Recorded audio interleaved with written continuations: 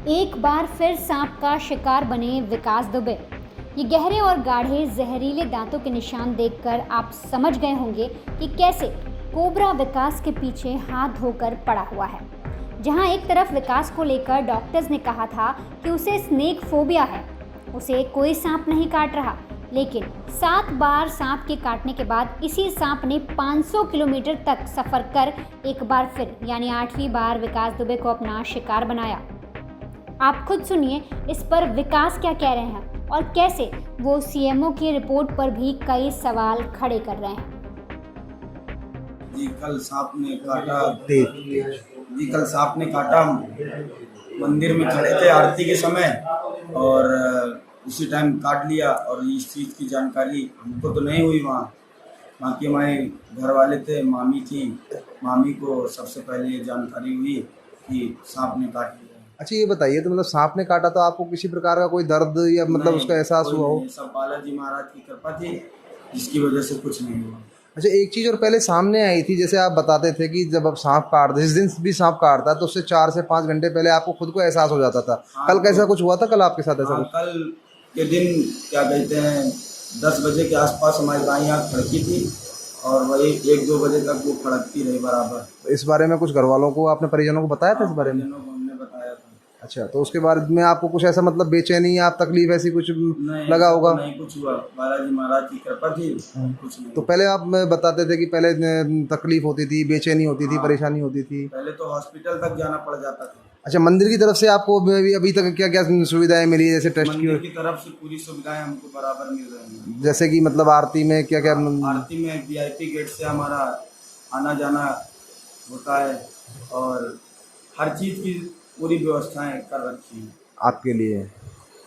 तो अभी आप बिल्कुल अभी कोई परेशानी है किसी प्रकार की अभी आपको? अभी तो फिलहाल कोई परेशानी नहीं है। अच्छा एक चीज़ और सामने आई थी कि जैसे जो आपके वहाँ फतेहपुर सीएमओ है, उन्होंने एक रिपोर्ट बना के भेजी थी प्रशासन को, उत्तर प्रदेश प्रशासन को, जिसमें आपको स्नेक फोबिया का शिकार बताया है। उसके बारे में क्या कहेंगे? सीएमओ ने जो रिपोर्ट बना के भेजी वो पूरी गलत है और जब मैं वहाँ पे हूँ नहीं, जब मैं वहाँ पे प्रेजेंट टाइम में हूँ नहीं, तो सीएमओ की जो टीम है उसने ये रिपोर्ट कैसे बना के भेज दी? अब प्रशासन के ऊपर जब दबाव पड़ रहा है तो प्रशासन बचने की कोशिश कर रहा है। यानी कि आप मानते हैं कि जिम्मेदारियों से पल्ला झाड़ रहे हैं अपने? हाँ, इस तरह की बात मानते हैं आप? सीएमओ यही कर रहा है वहाँ बैठ के बस। तो आपने बात की सीएमओ से इस बारे में? सीएमओ से मेरी बात हुई मोबाइल पे, उसने सही से हमको जवाब नहीं दिया, ना मेरे से कोई सही तरीके से उसने बात की है। मैंने उससे बोला भी है कि मुझको कौन सी बीमारी का मैं शिकार हूँ, उसने मेरा फ़ोन तुरंत काट दिया, जबकि मेरी रिकॉर्डिंग भी मेरे पास उसकी है अभी भी प्रेजेंट टाइम में मैं रखा हूँ। जिस दिन मैं अपने ज़िले में पहुँचूँगा उस दिन सब दिखाऊँगा जाके वहीं। सोमवार शाम विकास को 8वीं बार सांप ने फिर से डस लिया। हालांकि विकास और उसके परिजनों का कहना है कि बालाजी की कृपा से उसे कुछ नहीं हुआ।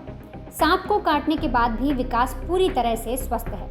बता दें कि विकास के पैरों पर जो निशान है वो एकदम हूबहू उसके पहले सांप के निशान से मिलते हैं और साथ ही विकास और उसके परिजनों के मुताबिक सांप को किसी ने आते जाते नहीं देखा। 7 बार सांप के काटने के बाद से परेशान विकास 13 जुलाई को मेहंदीपुर बालाजी आया था।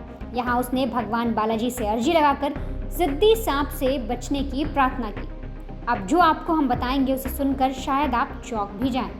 14 जुलाई को विकास ने बताया था कि सांप ने सपने में आकर कहा था कि वो उसे अगले शनिवार यानी कि 20 जुलाई को 8वीं बार काटेगा और विकास ने खुद को प्रिपेयर कर लिया था। लेकिन शनिवार को ऐसी कोई घटना नहीं घटी। इसे विकास और उसके परिजनों ने बालाजी महाराज की कृपा माना, लेकिन फिर सांप ने वही किया जो उसे करना था, भले ही वो 2 दिन लेट क्यों ना हो गया हो। परिजनों का दावा है कि सोमवार की शाम करीब 7:30 बजे एक बार फिर सांप ने विकास को काट लिया। जिस वक्त सांप ने काटा उस समय विकास बालाजी महाराज की आरती में खड़ा था और फिर जैसा विकास के घर वाले कहते हैं बालाजी की कृपा हुई और 8वीं बार सांप काटने का विकास पर कुछ भी असर नहीं हुआ। विकास की मामी रेणु देवी ने बताया कि आरती खत्म होने के बाद विकास को लेकर वापस धर्मशाला आ रहे थे, तभी मेरी नज़र विकास के पैरों पर पड़ी। बाएं पैर पर सांप के काटने के निशान दिखे, लेकिन विकास पूरी तरह से स्वस्थ नजर आया। और तो और इस बार विकास को पता भी नहीं चला कि उसे सांप ने डस लिया है।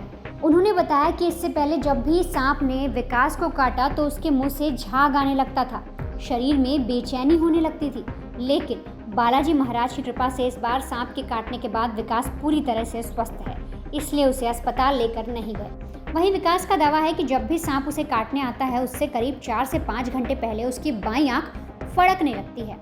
विकास ने कहा कि सोमवार को उसके साथ कुछ ऐसा ही हुआ। सोमवार को करीब 10 बजे उसकी बाईं आंख फड़कने लगी। आपको बता दें कि विकास के पिता ने बताया कि मंगलवार सुबह करीब 5:30 बजे उन्हें भी एक सपना आया, जिसमें उन्हें दिखा कि उनके बेटे को सांप ने काट लिया है और सांप के काटने से उनके बेटे की मौत हो गई है। विकास के पिता ने कहा कि इस पर उनकी नींद टूट गई और वो घबरा कर उठ गए। हालांकि अभी विकास स्वस्थ है और राहत की सांस ले रहा है।